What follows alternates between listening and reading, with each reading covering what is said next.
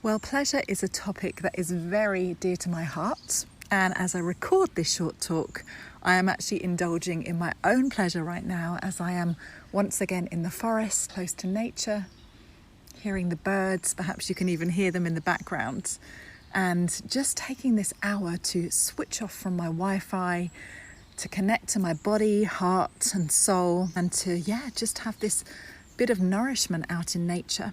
So I'm talking to you on this topic from a place of pleasure itself. And as you're listening, maybe you're even asking yourself, what is pleasure? I mean, it's a big word, right? It can be a triggering word even. But if we look at the dictionary definition of pleasure, it is often defined as being a pleased feeling of enjoyment, of delight, of satisfaction. And it can also relate to your wish, your will, or your choice. And as I feel into this topic, I realise that actually pleasure is a very diverse thing. And what I think is particularly beautiful about it is that nobody gets to define it for you. It's a very personal thing. So for some people, maybe mental pleasure, for example, is what really gives them a thrill. Whereas perhaps for the next person, cooking a nice homely meal, creating a beautiful space at home with candles and calm kind of minimalist approach, maybe for that person, then the homely aspect would be pleasure. Of course, pleasure can be sensual, it can be spiritual, it can be sexual, and that's the word that we most often, I would say, connect with the word pleasure. It can be playful, it can be to do with nature. The list really goes on. And in this moment as I speak with you, I have this kind of feeling of an inner smile because I'm so passionate at opening up this topic around pleasure, because I feel that especially as women, many of us are putting limits on our pleasure.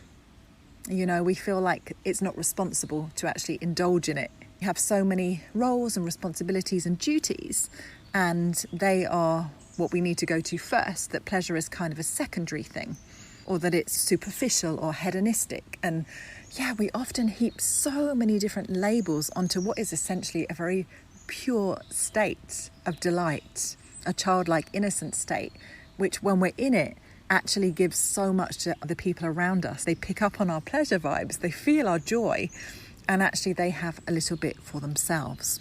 And so my wish for everybody, and especially for women, is that we give ourselves good time and space to actually fully experience pleasure in our lives. And that's not always easy, because if you think about some of the sayings associated with pleasure, for example, my guilty pleasure, what an oxymoron that is. Something so wonderful and nourishing and light is actually heaped next to a word that's loaded with shame and blame. And of course, other things that often get in the way and are barriers for us are feeling like we don't have enough time.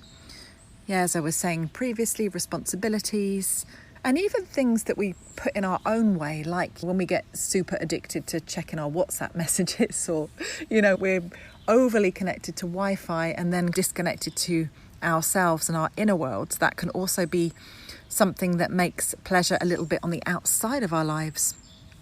And then, of course, other things can crop up and often do. Moments when we have high stress levels, when our anxiety is a bit higher, and actually we don't really find an access point to our own pleasures. So it becomes something that is somewhere out there in the ether, but we can't really relate to or tune into.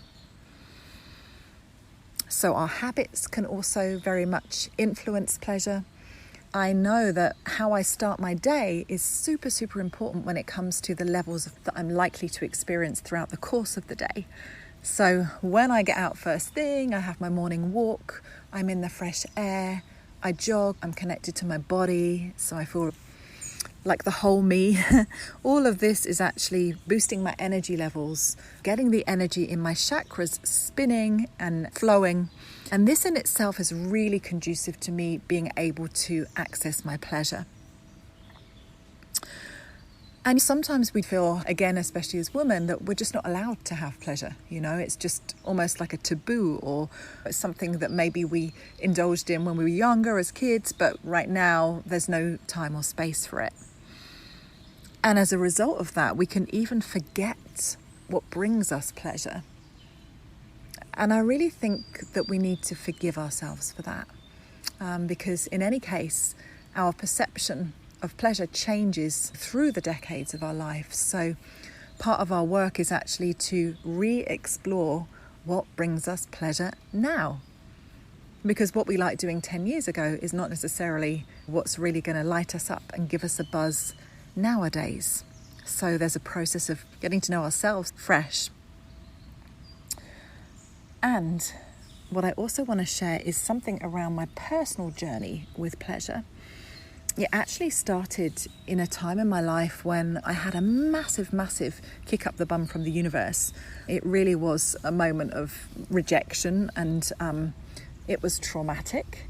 And just as I was exiting that moment, literally the moment had happened and I was starting to move past it in the very, very early stages, I actually had quite a surreal and timely experience. I was on a bus and I'm living in Switzerland, and there was a lady that was facing me. And generally speaking, over here in Switzerland, people are quite private. So it's not like every day that somebody would speak to you on a bus. And this lady, anyway, began to strike up this conversation with me. And I think I must have, been energetically open, or my soul was ready to have this experience. I'm not sure what, but in any case, she was asking me how I knew her, and I didn't know her. And she said, "Are you musical?" And I said, "Well, I sing." And we were trying to find the connection, but, didn't really find it. And of course, we ended up leaving the bus at exactly the same bus stop. And there was just something that was pulling me towards her. And she said, "Would you like to come and see my apartment?" Which is kind of a strange thing for somebody that you've just met. But something in me said, okay, this is the village that I'm living in. I feel quite a lot of trust. Anyway, so I enter into this woman's apartment, which was very small and pleasant, but I still wasn't fully understanding why I needed to be there. And then on the wall, she suddenly points to this very big, red, dramatic, fiery, textured painting.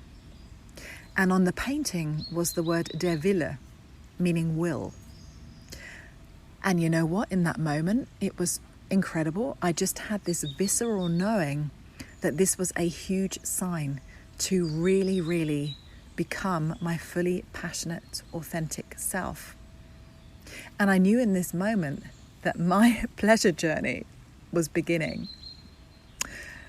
And so that's what makes me so passionate these days. I'm now working as a Tantra guide. I'm also a creative leadership coach.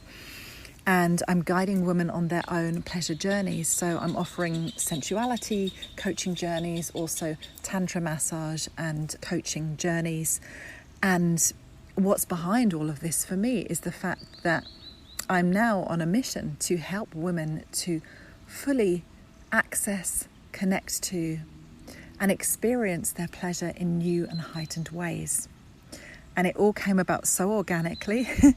And so I guess the reason that I'm recording this little talk is if you're listening and you're thinking, wow, yeah, I could do with just a little bit more pleasure in my life, I really daringly encourage you to embrace more of it, to explore it, to get to know it, to create a vision board on what brings you pleasure these days, to begin speaking to your friends about that, and to actually making it a priority in your life. And if this has aroused your curiosity in any way and you would like to reach out, please feel free. And wishing you a pleasurable day.